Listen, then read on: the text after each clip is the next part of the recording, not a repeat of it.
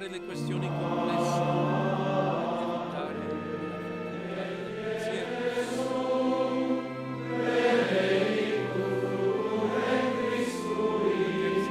lezione che sinteticamente vediamo è quella dell'impegno.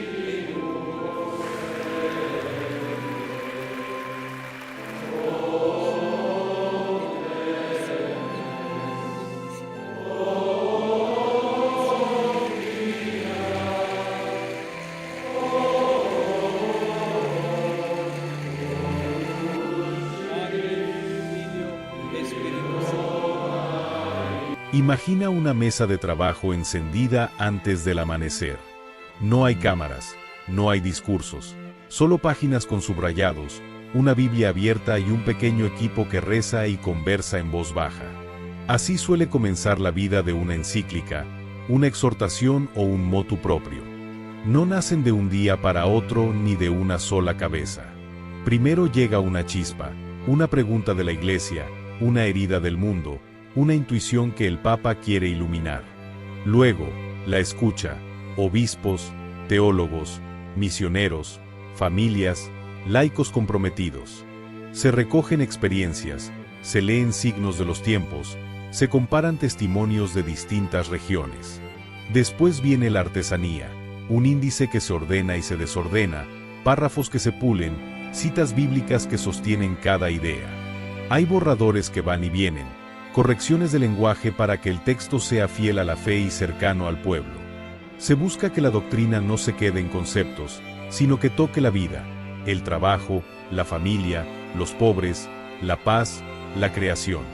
Mientras tanto, otros equipos preparan lo que casi nunca se ve, la edición final, las traducciones oficiales para que cada palabra signifique lo mismo en todas las lenguas, y los materiales que ayudarán a entender el mensaje cuando sea publicado. Finalmente llega el día. El documento se presenta al mundo. No es una simple noticia, es una invitación a caminar juntos. Desde ese momento, parroquias, movimientos y familias empiezan a leer, a rezar, a preguntar, ¿qué nos pide hoy el Señor a través de estas páginas? Y allí el texto deja de ser tinta para convertirse en vida, en homilías, en decisiones concretas, en gestos de misericordia que se multiplican. Hoy vamos a abrir esa cocina con calma y claridad.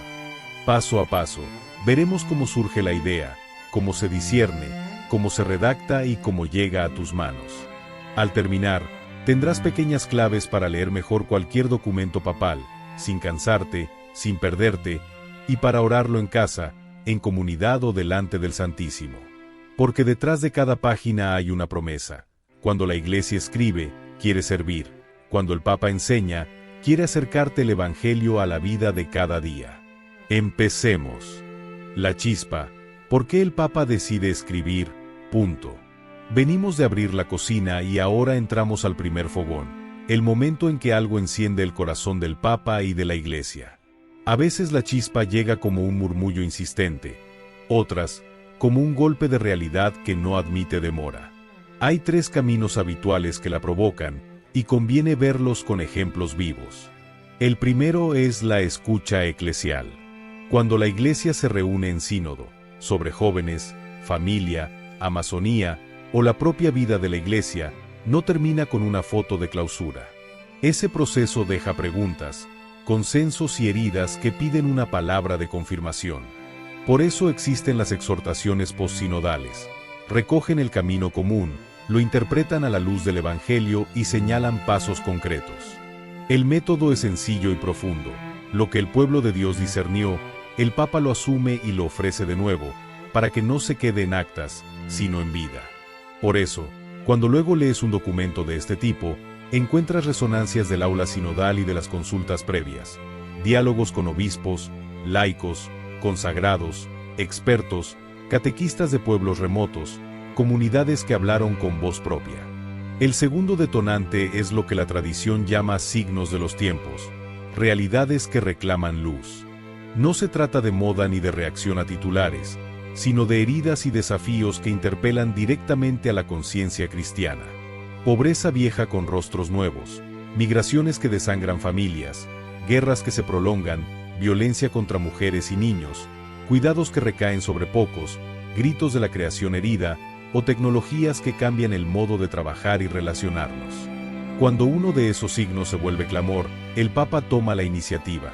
Encarga un texto que ayude a ver, juzgar y actuar, que ponga nombre a las injusticias, pero también caminos de bien, que traduzca la fe en criterios y la caridad en propuestas. Es magisterio para la calle, no solo para bibliotecas. El tercer motor es la memoria viva.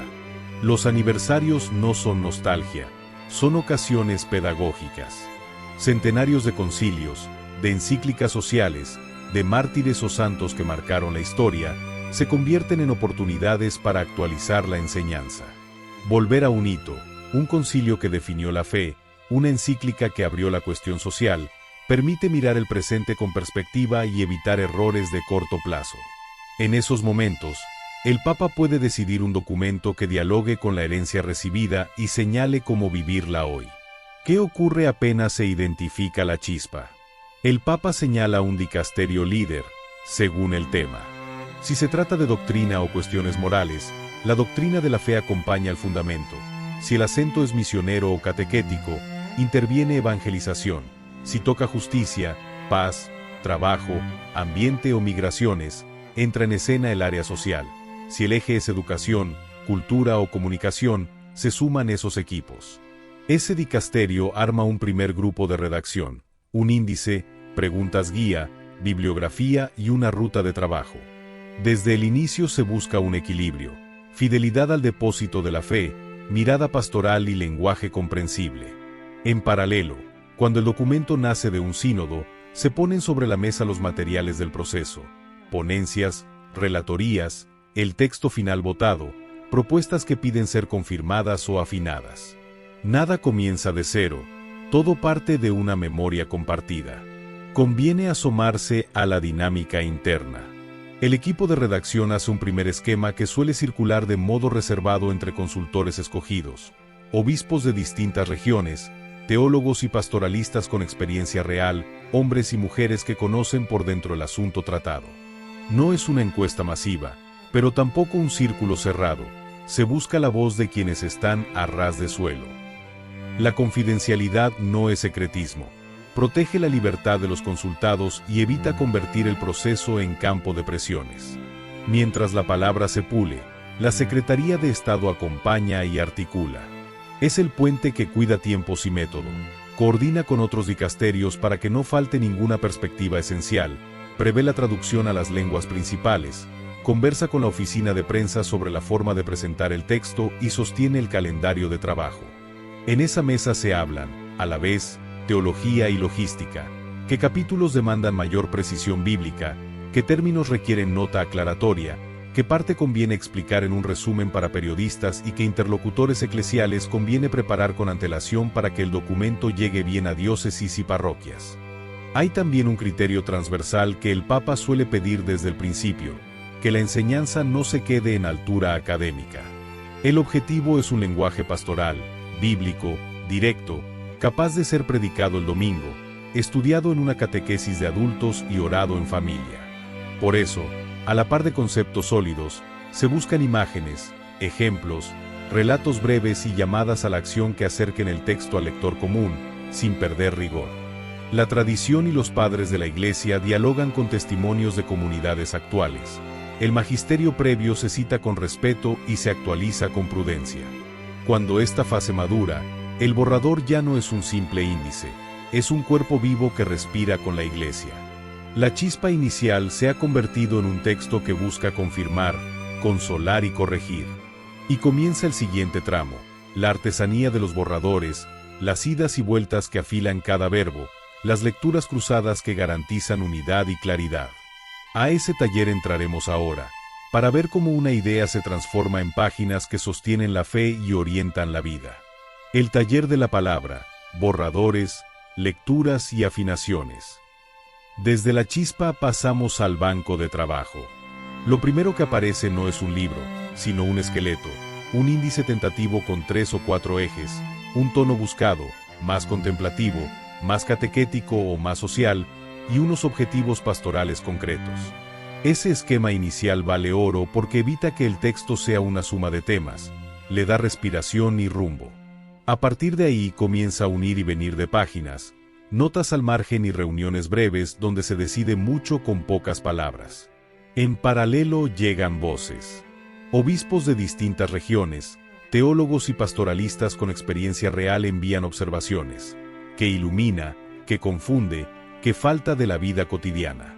Si el tema ya fue trabajado por conferencias episcopales, esos materiales se integran, líneas pastorales, documentos previos, estadísticas y testimonios. La consigna es clara, que el texto no flote sobre las cabezas, sino que pise el suelo de las parroquias, los hospitales, las escuelas, los comedores, los migrantes en tránsito y los ancianos solos. Empieza entonces la artesanía fina. Se pulen citas bíblicas para que cada afirmación respire escritura. Se traen voces de los padres de la Iglesia y del magisterio anterior para mostrar continuidad viva. Se afinan términos que, si se dejan imprecisos, pueden herir o malinterpretarse. En esta etapa hay dos lecturas simultáneas, una doctrinal, que cuida la fidelidad al depósito de la fe, y otra pastoral, que pregunta si esto puede predicarse el domingo, enseñarse en catequesis de adultos o convertirse en gesto concreto de caridad. No es raro que el texto pase por varias rondas. La primera suele ser estructural. Está bien ordenada la argumentación, faltan puentes entre capítulos, ¿hay un hilo que el lector mayor pueda seguir sin cansarse? La segunda ronda es de lenguaje. Frases demasiado largas se parten, tecnicismos se traducen, se añaden ejemplos cortos que encarnen la idea. La tercera es de sensibilidad. Se revisan expresiones que, en algunas culturas, podrían sonar frías o duras. Se incorporan matices que reconozcan situaciones límite, heridas históricas o contextos de violencia. A veces una sola palabra cambia el clima entero de un párrafo. Los ejemplos ayudan a imaginarlo. La encíclica Lumen Fidei nació bajo un pontífice y fue concluida por su sucesor, una continuidad concreta que recuerda que el magisterio no es firma personal ni improvisación, sino servicio. Del mismo modo, cuando un documento es possinodal, el diálogo con el sínodo es directo. El texto del Papa recoge donde hubo consenso, donde hubo preguntas abiertas y hacia donde conviene encaminar la vida pastoral. Por eso, al leerlo, uno reconoce acentos que ya aparecían en el aula sinodal y en los procesos de escucha previos. En medio de las idas y vueltas, se hacen pruebas de legibilidad pastoral. ¿Cómo suena este párrafo leído en voz alta por un sacerdote mayor? ¿Entiende una catequista con secundaria completa la conclusión del capítulo? ¿Este ejemplo ayuda o distrae? ¿Esta historia breve da luz sin volverse anécdota? Muchas veces se piden ojos externos de confianza. Una religiosa que trabaja con mujeres heridas, un diácono que visita cárceles, un laico que acompaña familias endeudadas. No es decorar el texto, es verificar que la palabra toque la vida. También se cuida la unidad interior del documento. Cada capítulo debería responder a 3 preguntas sencillas. ¿Qué vemos? ¿Qué nos dice el Evangelio y qué pasos propone la Iglesia? Cuando esas 3 capas están, el lector no se pierde, comprende la realidad, escucha una luz y recibe una invitación practicable. Si falta alguna, vuelve el equipo a ajustar, se agregan datos, se abren más páginas bíblicas, se proponen gestos concretos para parroquias y familias. En los textos con implicancias disciplinares o jurídicas, se suman revisiones específicas, que las remisiones al derecho canónico sean correctas, que los tiempos de aplicación estén claros, que nada contradiga normas previas sin indicarlo. Si el documento no es jurídico, igual se pide precisión, distinguir entre una exhortación que anima, una indicación que orienta y una norma que obliga. La claridad aquí no es formalismo, es caridad con el lector. Poco a poco, lo que era bosquejo se vuelve partitura. El índice ya no es una lista, sino un camino que puede recorrer un abuelo frente al Santísimo, una enfermera de noche o un joven catequista. Hay citas que sostienen, historias que despiertan esperanza, definiciones que evitan confusiones y llamadas a la acción que no ahogan. El texto respira con la Iglesia, confirma, corrige con mansedumbre y consuela. Cuando ese latido se reconoce, el borrador está maduro para el siguiente paso, la edición maestra y las traducciones oficiales que lo llevarán, sin perder sentido, a todos los rincones del mundo. Ahí nos espera el capítulo siguiente. Idiomas, edición y forma final, del escritorio al texto oficial. Venimos del taller donde la palabra se afina, ahora toca fijarla para toda la iglesia. Cuando el borrador respira con unidad y claridad, se prepara una edición maestra. Es la versión de referencia sobre la que trabajarán todos. En esa edición se deciden la numeración de los párrafos, los títulos y subtítulos, la forma de las citas bíblicas y del magisterio previo, y el estilo de las notas. Parece técnico, pero es decisivo. La numeración permite que un párroco cite con precisión en una homilía, que un catequista trabaje por secciones, que un obispo dialogue con exactitud en una carta pastoral. Con la maestra en la mano, empieza el carril de traducciones. Traducir un documento papal no es pasar palabras de un idioma a otro. Es transmitir la misma intención teológica y pastoral. Por eso se trabaja con traductores nativos y revisores especializados que usan glosarios compartidos entre dicasterios, para que términos clave, comunión, sinodalidad, dignidad, cuidado, digan lo mismo en español, inglés, francés, portugués, alemán, polaco, árabe o chino. Las citas bíblicas se verifican con las ediciones litúrgicas aprobadas en cada lengua, y cuando el texto recurre al latín, por ejemplo, para una definición o para citar la Nova Vulgata, se cuida que todos los idiomas mantengan el mismo sentido. Si el documento contiene puntos jurídicos, un canonista revisa que ninguna matización se pierda en la traducción. En paralelo, se ajusta la forma editorial. La Secretaría de Estado coordina la última lectura interdicasterial. ¿Quedó alguna redundancia? ¿Una nota requiere aclaración? ¿Conviene añadir un pequeño índice de temas al final para facilitar la lectura comunitaria? Cuando el texto cierra en contenido y forma, se prepara el paquete de publicación, archivo fuente, maquetas para web y PDF, y los archivos que imprimirá la Librería Editrice Vaticana. Si el documento es de naturaleza normativa, un motu proprio que modifica cánones, por ejemplo, se determina con claridad la versión auténtica, con frecuencia en latín, y se fija su vacatio legis. Salvo indicación distinta, entra en vigor 3 meses después de su promulgación. Dicho simple, lo pastoral se difunde, lo jurídico además se promulga. Llega entonces la hora pública. La oficina de prensa publica el texto en el Boletín al Mediodía de Roma, en la lengua original y en las traducciones autorizadas. Ese mismo día, el documento aparece en el sitio oficial del Vaticano, accesible en varias lenguas para que parroquias, medios y fieles puedan leerlo y descargarlo. Si el texto contiene disposiciones universales, su promulgación se realiza en el Acta Apostolica Sedis, el diario jurídico de la Santa Sede. Allí queda el registro vinculante que garantiza certeza y unidad en toda la Iglesia. A veces, tras la publicación, se emite una editio typica, versión tipo, que consolida pequeñas correcciones de forma o erratas sin alterar el sentido. Puede aparecer incluso una editio typica altera cuando se hacen ajustes de mayor calado editorial. Este cuidado no es capricho de imprenta. Evita que, con el paso del tiempo y la multiplicación de ediciones locales, se desdibuje una palabra que quiere ser la misma para todos. Un detalle pastoral que tu audiencia agradece. El formato final piensa en el lector real. Párrafos no demasiado largos, secciones con resúmenes implícitos, ritmo que alterna diagnóstico, luz del Evangelio y propuestas concretas. Así, el texto puede ser proclamado en un encuentro parroquial, estudiado en un círculo bíblico o leído en casa sin perderse. Y para quienes acompañan comunidades, la Librería Editrice Vaticana edita después compendios, ediciones de bolsillo y materiales auxiliares. En este punto, la partitura está lista y afinada.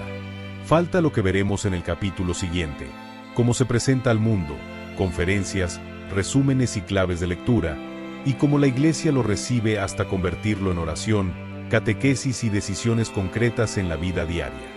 Presentación y recepción, cómo llega a tus manos y a tu parroquia, punto. Del archivo final pasamos al día D. A Mediodía de Roma, el documento aparece en el sitio oficial y en el boletín, texto completo, PDF descargable y muchas veces, un dossier de prensa con puntos clave, citas destacadas y una breve guía para no perderse en la primera lectura. Ese mismo día suele haber una conferencia de presentación en el Vaticano con 3 voces complementarias, un responsable del dicasterio líder que explica el porqué y el para qué, un teólogo o pastoralista que ofrece las claves de lectura, y, cada vez más, un testimonio de vida que aterriza el mensaje. No es un acto ceremonial, es catequesis en vivo para periodistas, comunicadores e interesados que necesitarán explicar el texto en pocas horas.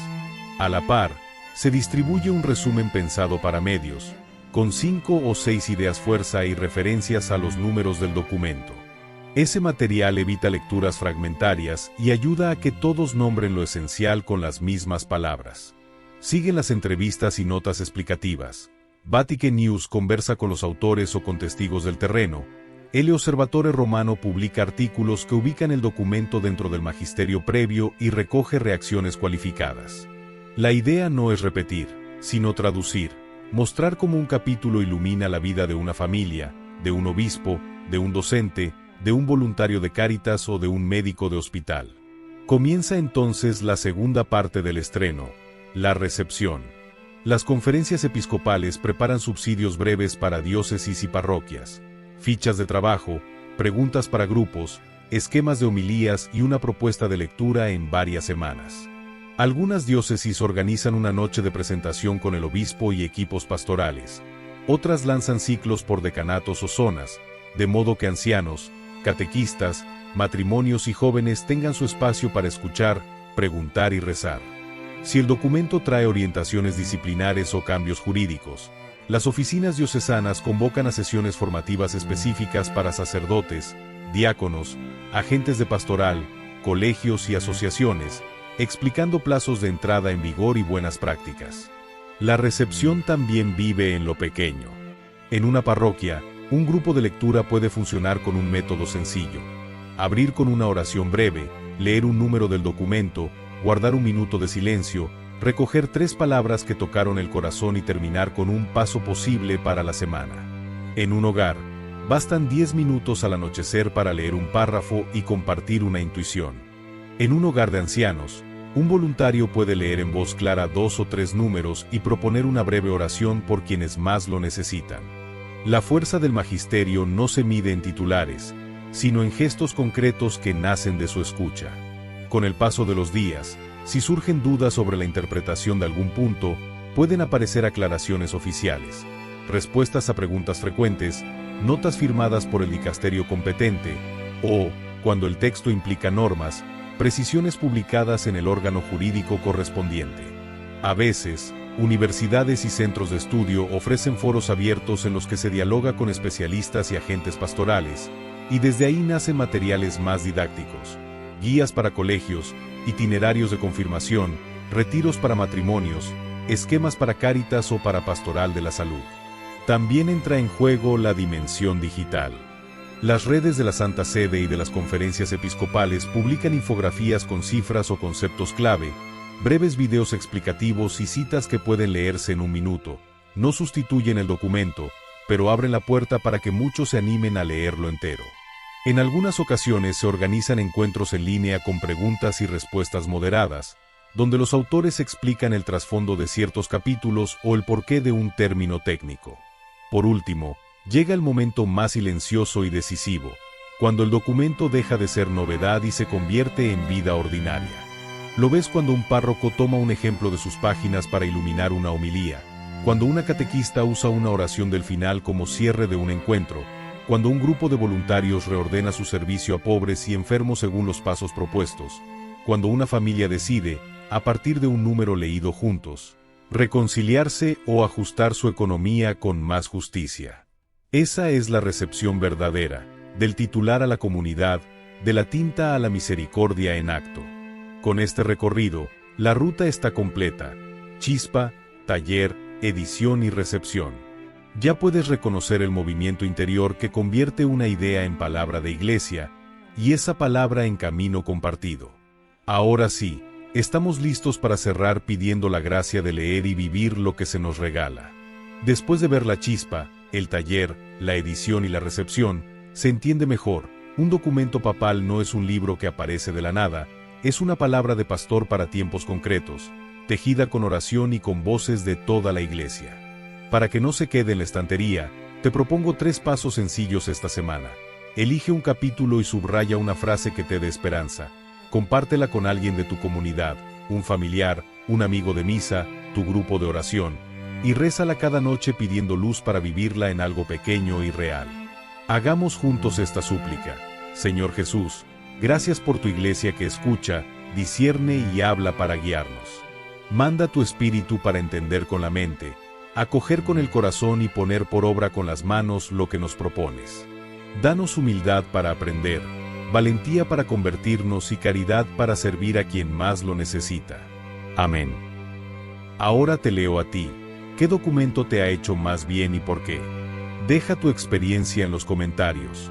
Tus palabras pueden orientar a otros. Y si este recorrido te ayudó a mirar por dentro cómo se escribe la voz del Papa, comparte este video con quien lo necesite. Gracias por acompañar, por rezar y por construir esperanza en lo cotidiano. Nos vemos en el próximo episodio.